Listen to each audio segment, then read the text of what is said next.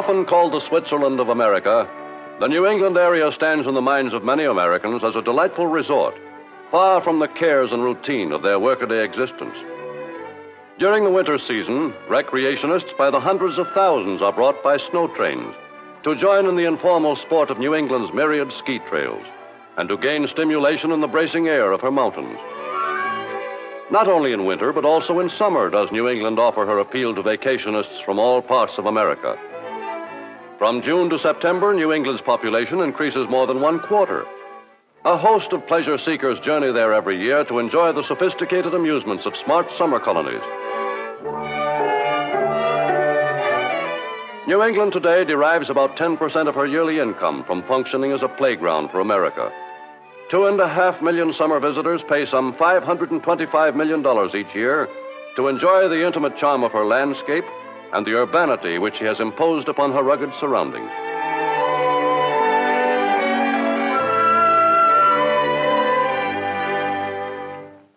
But to more thoughtful Americans, these 6 states have a significance deeper than that which they present to recreation seekers.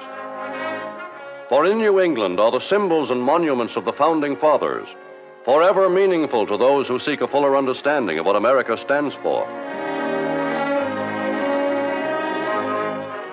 The pages of New England's history remind all good Americans of the unwavering tenacity of the little band of refugees who more than 300 years ago founded a nation in a strange and hostile world.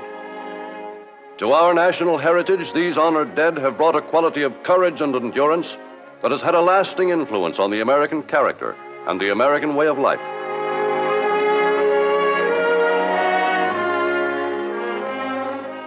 Conquering this sandy and boulder-strewn soil and the waters which beat upon this rocky coast, men whose aims were founded upon deep religious convictions wrought a new tradition in government, reflecting the stern moral responsibility of their creed.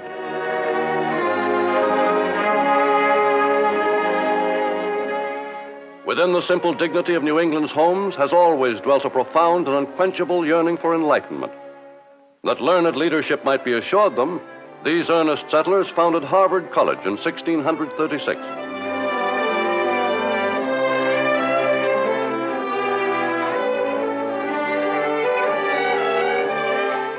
In 1702, answering the need for another institution of higher education, Yale admitted her first scholars.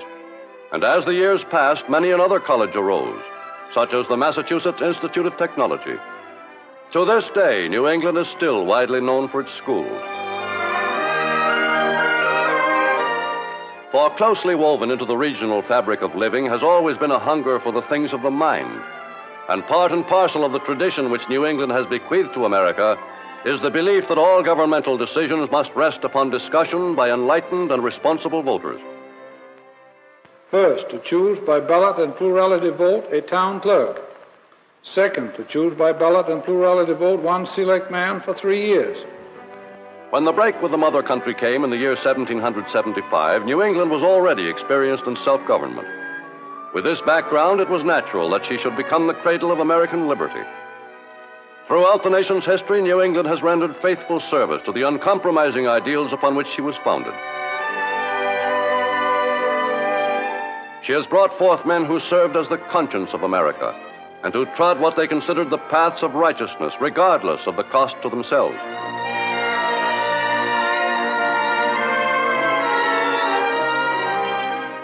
And from this 300-year-old tradition of plain living and high thinking has stemmed a literature which will ever be one of the greater glories of America. Yet New Englanders have been famed for laying up material treasures. The name of Yankee will always recall the venturesome days of the clipper trade 100 years ago. It was such enterprise as this which established the United States throughout the world as a ranking commercial power. And today, New Englanders still go down to the sea in ships and win a living from it, after the manner of their forefathers. Of the seafood that graces America's tables, over 500 million pounds a year come from the same rock-bound coast settled by the Founding Fathers.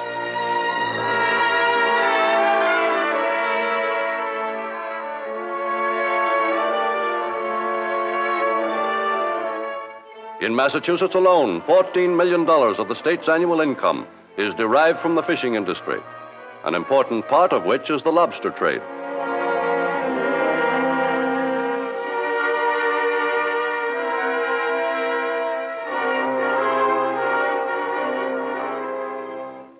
capital of this Commonwealth since Puritan times has been Boston, whose golden domed state house stands as a symbol of New England's maritime wealth.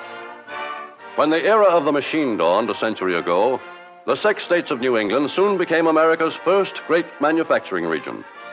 Provident Yankees utilized funds amassed in trading and seafaring to implement their famous turn for invention and their proverbial hankering to start new enterprises.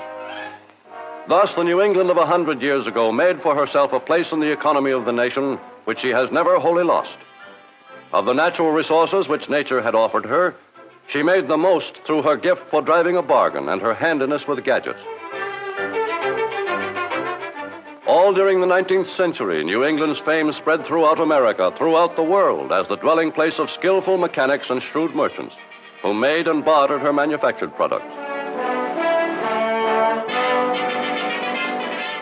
And with this prosperity of 100 years ago, Boston lost much of its Puritan simplicity, as many a merchant and manufacturer reared his stately home on Beacon Hill. Still living behind the old brick fronts and fanlights are a handful of the descendants of Boston's first families. Their fortunes, inherited from the golden age of New England industry, have increased and multiplied through canny reinvestment in the further development of America. From the ranks of these Boston Brahmins, proud of their descent from those who founded the Commonwealth, have developed 3 centuries of leaders in American thought and political life. Such men as the Presidents John Adams and John Quincy Adams, the distinguished historian and critic Henry Adams, Dr. Oliver Wendell Holmes, celebrated wit and pioneer in medical science, and in our own time, his famous son, the late Justice Holmes of the U.S. Supreme Court. In the minds of many, New England stands first and foremost as a stronghold of the descendants of Pilgrims and Puritans, America's early immigrants. Far outnumbering these today are the descendants of later immigrants, the host of the foreign-born who have been pouring into her cities for the past 100 years. In Boston today are some 125,000 Americans of Jewish ancestry, many of whom came here, as did the first Americans, to enjoy freedom of worship. Here, too, are more than 250,000 Americans of Irish extraction, contributing their typical warmth and vigor to the national life. Boston has more than 100,000 Americans of Italian descent, colorful and loyal citizens offering their best efforts to the land they have chosen. These 2 groups, combined with the thousands of French-Canadian ancestry, make Boston one of the great Catholic cities of the world. In Connecticut alone are approximately 200,000 people of Slavonic descent, many of whom have become thrifty and industrious farmers. All these immigrants and many of other nations have contributed their strength and enthusiasm to New England's development, bringing new vitality and achievement to one of the most venerable regions of America. They have transplanted fragments of their old cultures and adapted them to American standards. That you will support and defend the Constitution and laws of the United States of America against all enemies, foreign and domestic. That you will bear true faith and allegiance to the same. And that you take this obligation freely, without any mental reservation or purpose of evasion. So help you God. Thank you. A crucial time for New England was the 1920s, when her industries, seeking cheaper labor and more accessible raw materials, began moving away. Once thriving industrial cities became ghost towns, and in the deep depression of the 1930s, nearly 1 million of the population went on the relief rolls. But then, as always, the New England character faced the future with confidence. Gentlemen, we've still got the industrial plants and the skilled manpower. We've got the railroads and the highways. We've got the Yankee spirit, which has won wars and will lick this depression. At the opening of the 4th decade of this century, America's need to prepare for war once more brought full employment to the New England area. And the earliest manufacturing region in the United States played its part in supplying the demands of the largest army the world has ever seen.